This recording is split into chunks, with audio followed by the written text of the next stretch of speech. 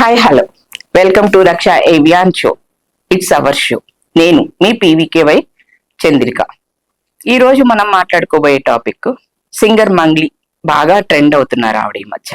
ఆవిడ 150 నుంచి 200 కోట్ల రూపాయలు స్కామ్ చేశారు. మిడిల్ క్లాస్ వాళ్ళ దగ్గర నుంచి ఆవిడ పేరు వాడుకొని డబ్బులు వసూలు చేశారు మనీ లాండరింగ్ కిందకి అని ఎక్కువగా ఆవిడ పేరు ఈ 1 వీక్ నుంచి మనం వింటూ వస్తూ ఉన్నాం.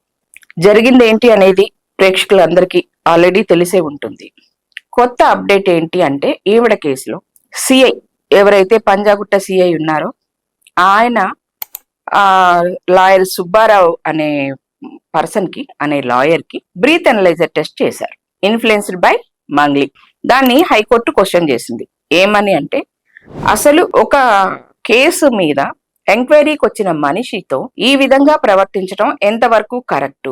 బ్రీత్ అనలైజర్ టెస్ట్ చేస్తారా? వచ్చిన ప్రతి ఒక్కరికి బ్రీత్ అనలైజర్ టెస్ట్ అనేది చేస్తారా? చేయటం అనేది కరెక్టేనా అని చెప్పి సిఐ రామకృష్ణకి నోటీసులు ఇష్యూ చేసి 2 వారాల్లో దానికి సమాధానం చెప్పాలి అని చెప్పి కోర్టు ఆదేశించింది.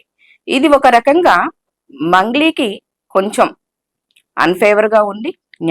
ఎవరైతే బాధితులు ఉన్నారో వాళ్ళకి ఫేవరబుల్ గానే హైకోర్టు మాట్లాడింది. ఇప్పుడనే కాదు, ఈ మధ్య కాలంలో జడ్జెస్ చాలా వరకు కూడా బాధితుల పక్షాన నిలబడి క్వశ్చన్స్ అడుగుతున్నారు, ఆన్సర్లు తీసుకుంటున్నారు, రాబట్టుకుంటున్నారు. బాధితులకి చాలా వరకు న్యాయం చేయటానికి ప్రయత్నిస్తున్నారు చాలా మంది judges.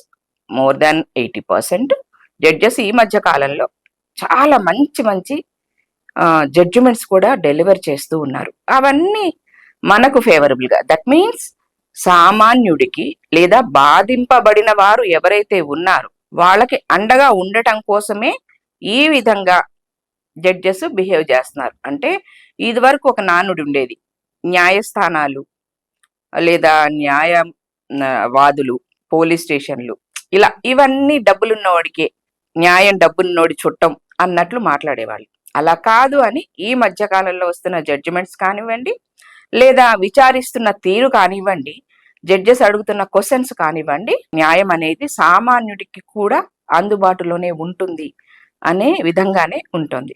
Coming to the point, ఈ విధంగా మంగ్లీ కేసులో ఏదైతే కోర్టు సిఐ రామకృష్ణ యొక్క అత్యుత్సాహాన్ని క్వశ్చన్ చేసి బ్రీత్ అనలైజర్ టెస్ట్ చేయాల్సిన అవసరం ఏంటి అని చెప్పి క్వశ్చన్ చేసి దానికి సంబంధించి 2 వారాల్లో ఏదైతే ఈయన చేశారు ఆ బిహేవియర్ కి రీజన్ ఏంటి, నెక్స్ట్ మంగ్లీ మీద కేసు ఫైల్ అయినప్పుడు మంగ్లీని ఎందుకు తీసుకొచ్చి విచారించలేదు, లేదా మంగ్లీకి ఇప్పుడు మంగ్లీని A5 గా చేర్చారు. A1 A2 మధు, శివ వీళ్ళందరూ ఉన్నారు, మంగ్లీని A5 గా జాయిన్ చేశారు ఎఫ్ఐఆర్ లో. ఓకే, అలాంటప్పుడు మరి మంగ్లీని ఎందుకు తీసుకొచ్చి మీరు విచారించలేదు అని చెప్పి అడుగుతారు న్యాయస్థానం.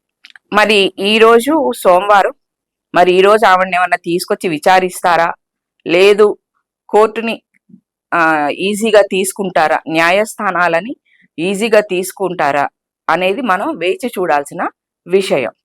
ఈ విధంగా చూస్తే మంగ్లీ 100కి 100% తప్పు చేశారు. ఆమెకి మనీ లాండరింగ్ అనేది తెలిసే జరిగింది. ఆవిడేదో చెప్తున్నారు, ఆ ఫొటోస్ అనేవి ఏదో ఫంక్షన్ కి వెళ్ళినప్పుడు నేను, మా తమ్ముడు, ఆ మధు, మేమందరం కలిసి దిగాము.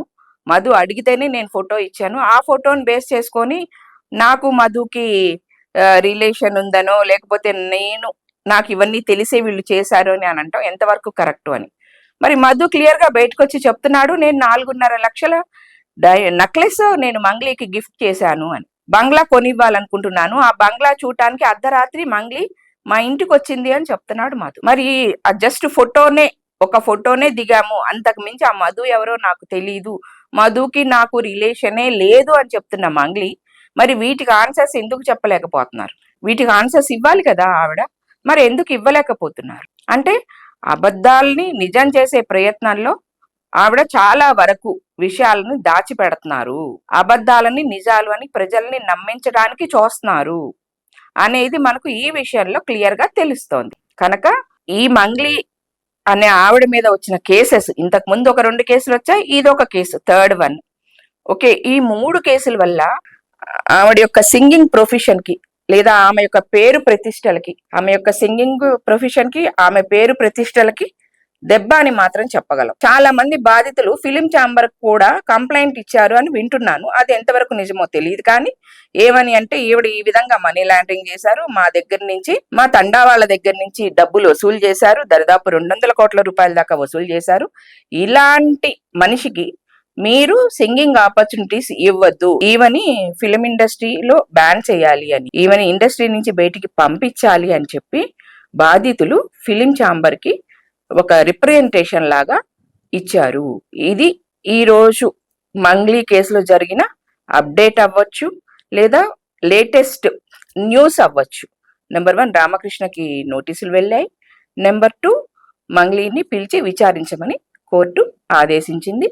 ఏదైనా సరే 2 వారాల లోపల నివేదికని హైకోర్టుకి సమర్పించమని ఆదేశించింది. నమస్తే.